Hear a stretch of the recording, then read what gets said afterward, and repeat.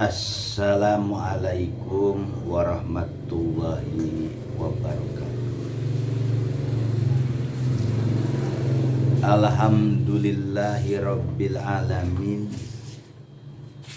Segala puji puja milik Allah Rabbil alamin, Tuhan semesta alam. Bersyukurnya kita dengan hati, yaitu selalu ingat asma'nya. Asma'nya di dalam hati kita dengan cara zikir.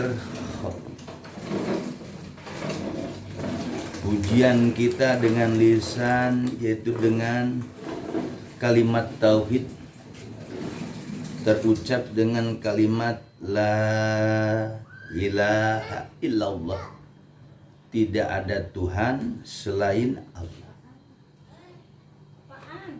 Kemudian syukur kita dengan merasakan kudroh irodahnya di diri setiap manusia, yaitu diungkapkan dengan zikir sirri, yaitu zikir merasakan adanya kudroh dan irodah Allah bersama manusia.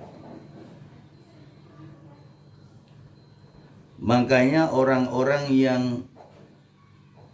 ahli zikir, wajar kata Allah katakan, Pas'alu ahla dzikri in kuntum la ta'lamun. Kalau kamu memang enggak tahu bagaimana cara zikir kepada Allah, maka tanyalah ilmunya itu kepada orang yang memiliki tata cara zikir untuk bisa mendekatkan jasad dia, mendekatkan ruh dia, bahkan mendekatkan lebih dekat lagi kepada Allah dengan merasakan kudroh irodahnya Allah, Tuhan pencipta alam, melalui Nur Muhammadnya, yaitu hambanya Nabi Muhammad Sallallahu Alaihi Wasallam.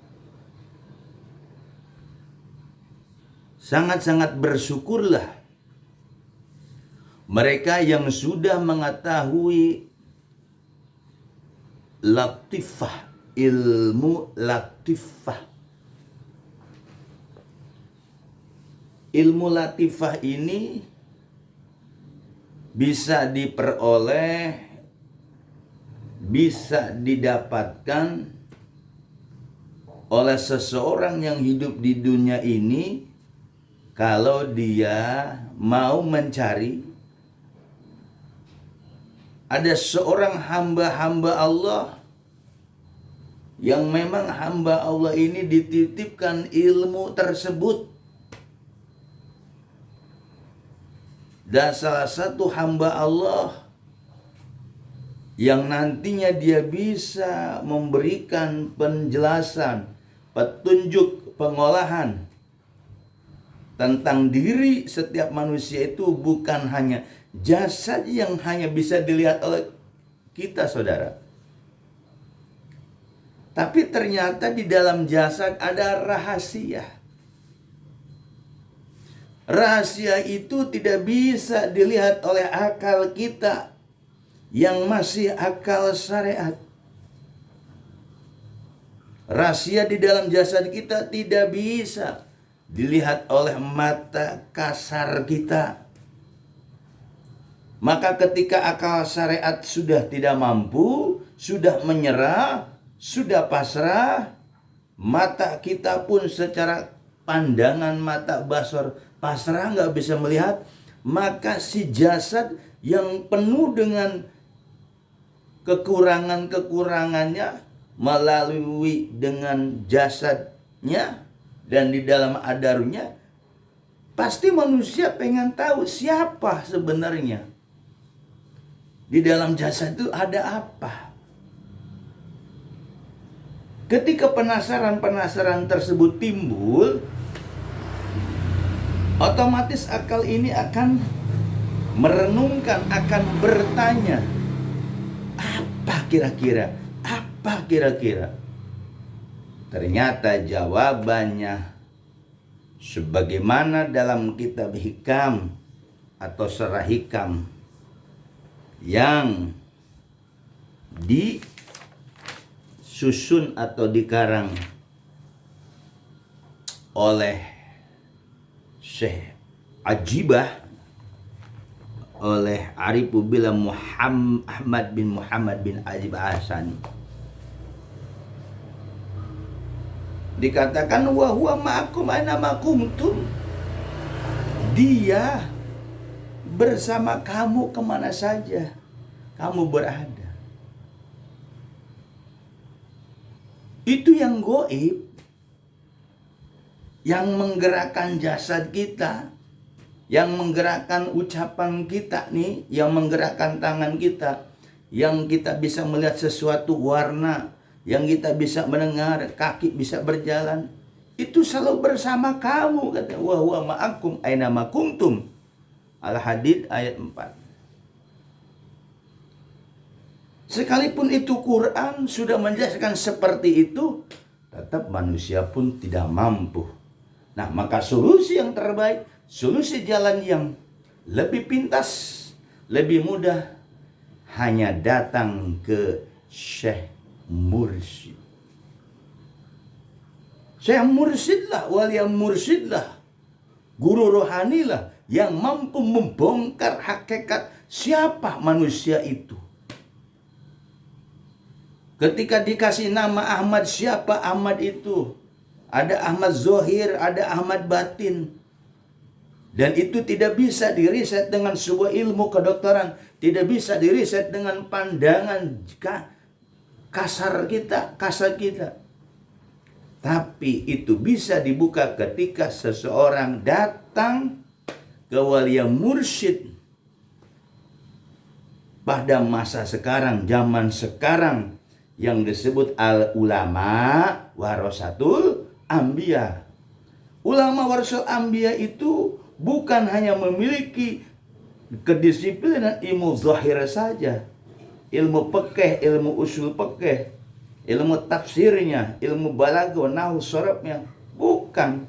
Tapi ulama yang mereka menguasai ilmu zahirnya, menguasai syariatnya, menguasai tarekohnya, menguasai hakikatnya, menguasai marifatnya, itulah al-ulama warasatul anbiya. Maka mereka adalah waliya mursyida.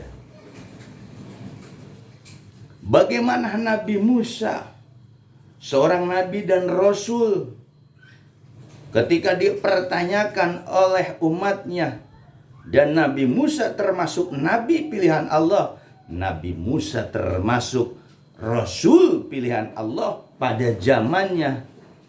Ketika ditanya pertanyaan ini oleh umatnya, beliau bisa menjawab. Ditanya B bisa menjawab, ditanya C bisa menjawab, misalnya seperti itu. Akhirnya Musa, Nabi Musa, dengan kapasitas ilmu syariatnya, ilmu yang diberikan Allah dari kenabian dan kerasulannya, mengatakan ketika ditanya oleh umatnya, wahai Nabi Musa, adakah orang yang lebih pintar dari engkau? Apa jawab Nabi Musa? Tidak ada. Dari jawaban inilah menjadi sebuah pencaharian. Karena Allah langsung mengutus Jibril bahwa ada hamba Allah di dasar laut yang lebih hebat daripada Nabi Musa. Karena Allah memberikan kapasitas Nabi Musa ilmu zahir saja, ilmu syariat. Dari jawaban Nabi Musa tersebut terjadilah pencaharian atas diri Nabi Musa, penasaran bahwa ada hamba Allah yang ada lebih pintar dari Nabi Musa. Inilah jawabannya buat orang-orang zaman sekarang, masa kini, modern, teknologi canggih. Tapi dia tidak bisa menjawab siapa diri hakikatnya. Siapa di dalam hakikatnya diri kita itu. Maka pada zaman sekarang adalah bertanya hal itu tentang rohani kepada Syekh Mursyid, Walia Mursyid zaman Nabi Musa.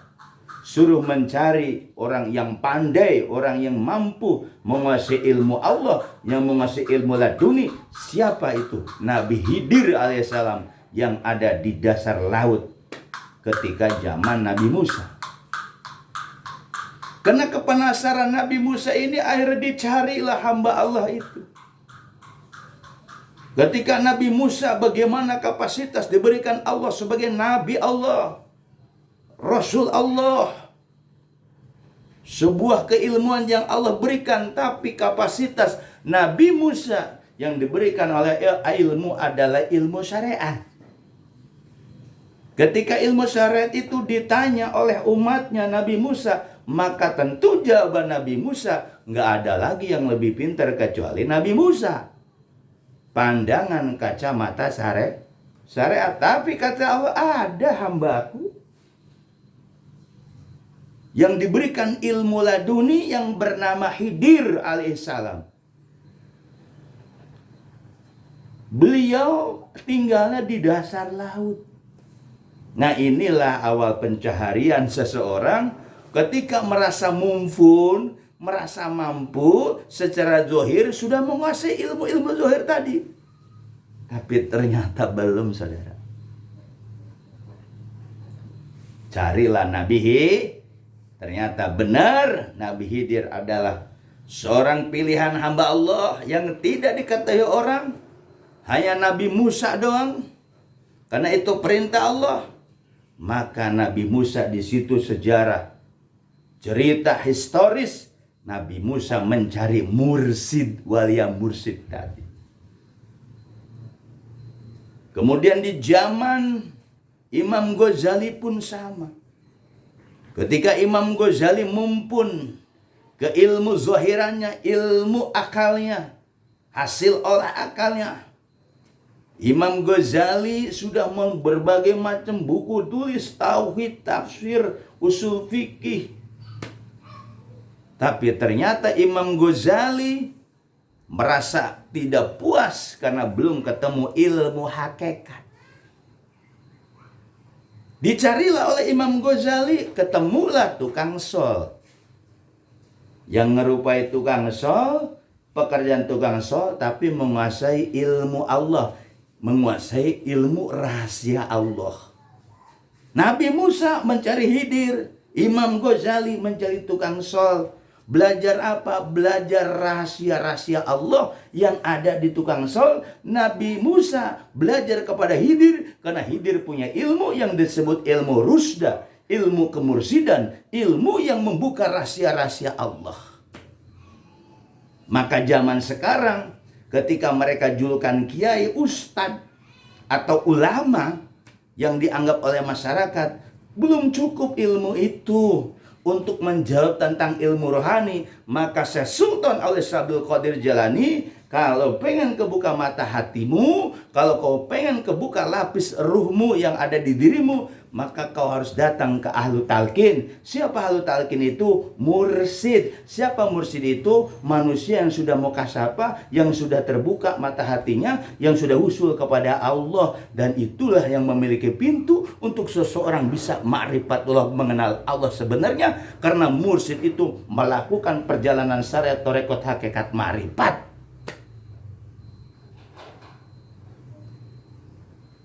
Apa setiap ulama itu mursyid? Belum tentu. Apa setiap julukan kiai itu mursyid? Belum tentu. Banyak kiai bukan pangkat mursyid, tidak ada kemursidan. Ustadz? Belum tentu.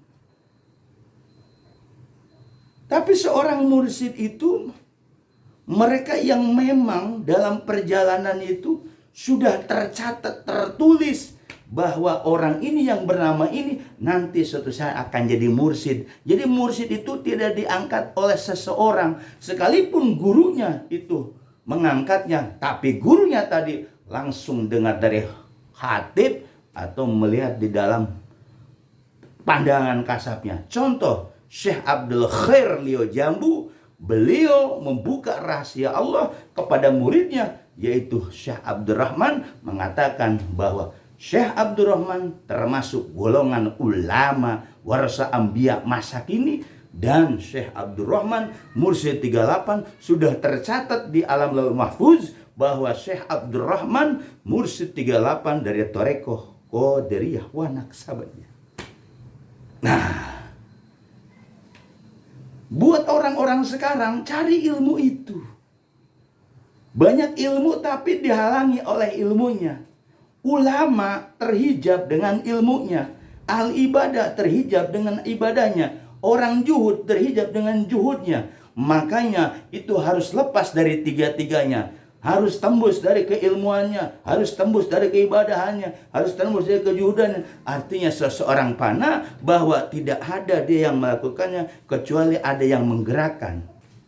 Ilmu itu tentu harus datang dididik, ditarbiyah ruhaninya oleh Syekh Mursyid, walia mursyid. Pada masa sekarang pembuktian dalil yang mana? Innalladzina yubai'unaka innama yubai'unallah. Al-Fatwa 10.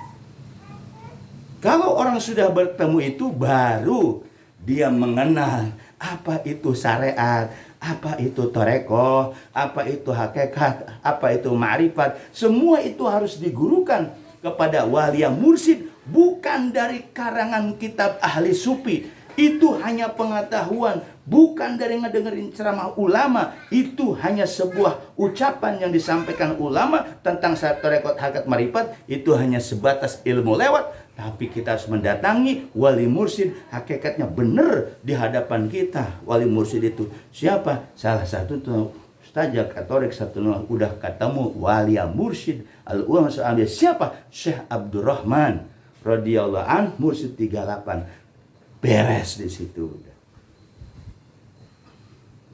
Kalau udah kenal al-ulama Islamiyah beres. Apa yang beres? Terbuka semua keilmuan itu. Mungkin ada orang pesantren bangga dengan kitab Ihya Ulumuddinnya. Itu hanya ilmu doang yang kau baca. Mungkin bangga dengan kitab Hikmah. Itu ilmu yang kau baca. Itu bacaan. Kau bangga dengan apa Qur'annya. Itu baru apal Qur'an. Tapi ketika ketemu Syekh Mursyid wal Mursyid, disitulah manusia sudah tidak ada pertanyaan kenapa mengapa. Karena merasa puas batinnya ketika mendengarkan ucapan satu kalimat dari sang mursyid, dari mangkol ulama. Luar biasa, semua manusia kona yakna'u, artinya puas batinnya dengan jawaban wali mursyid, sekalipun jawaban itu singkat dengan bahasa insya Allah, dengan bahasa qabul. Ternyata ruh hati kita tenang. Disitulah ketemu wali mursyid, dibuka tuh lati pokol biru sirohopi apa nafsi kolam muraqabah hadiah ma'ya akrobiyah. Makalah manusia di situ, oh ternyata yang namanya tahapan syariat torekot hakikat marifat itu harus ada mursyidnya. Bukan penamatan pesantren, bukan alumni Mesir, atau bukan orang yang baca kitab dengan setruk atau sekontainer, tapi dengan ucapan wali mursyid, bahasa insya Allah aja sudah suatu kepuasan. Dan si murid merasakan di situ bodohnya, banyak dosanya. Ketika si murid merasakan bodoh dan banyak dosa, disitulah kita belajar kun amama syekha kanaka maitun bihayyin. Jadilah kamu di hadapan gurumu, ketika ketemu guru mursyidmu, ketika ketemu guru rohanimu, ketika ketemu guru hakikatmu, kau harus jadi mayit, seakan-akan kamu mayit di hadapan yang hidup. Kau di hadapan gurumu itu ibarat kau menadahkan mukamu ketika gurumu memberikan air di dalam pinggan. Nah, air yang dikucurkan oleh gurumu mursyidmu adalah rahmat Allah berupa ilmu-ilmu Allah. Maka si murid menadahkan mulutnya atau mukanya ke hadapan guru, dikucurkan di pinggan. Itulah ilmu yang disebut manqol ulama, murni ditransfer ilmu latifahnya. Allahumma farhijaba tahliyatum liqalabul muridin malatofim liqanur min masyriqirom afl bi barakatim. Di situ masa puas. Minum di situ bukan minum air, saudara, tapi minum tentang segelas, tentang secangkir, tentang semangkok ilmu Allah yang diturunkan langsung dari mursyid. Itu adalah bahasa majas. Disitulah murid merasakan puas, merasakan bodoh dirinya, merasakan dirinya dosa. Bahwa disitulah murid diangkat. Keluarlah ruhnya dari jasadnya, menghadap gurunya. Dan gurunya membawa usul kepada Allah. Dan gurunya itu dari gurunya, gurunya. Sampailah di situ, di khotam, tamatlah keilmuan kita. Karena di situ kita harus mengikuti iradah dan kehendak guru mursyid kita. Itu perjalanan. Alhamdulillah. Kemudian bermanfaat kisah tentang pencarian mursyid, guru masa kini, rohani di channel Ustaz Jaka Tarik 165 selalu menyampaikan hal-hal tentang kemursidan, tentang penyuluhan. Mudah-mudahan bermanfaat. Assalamualaikum warahmatullahi wabarakatuh.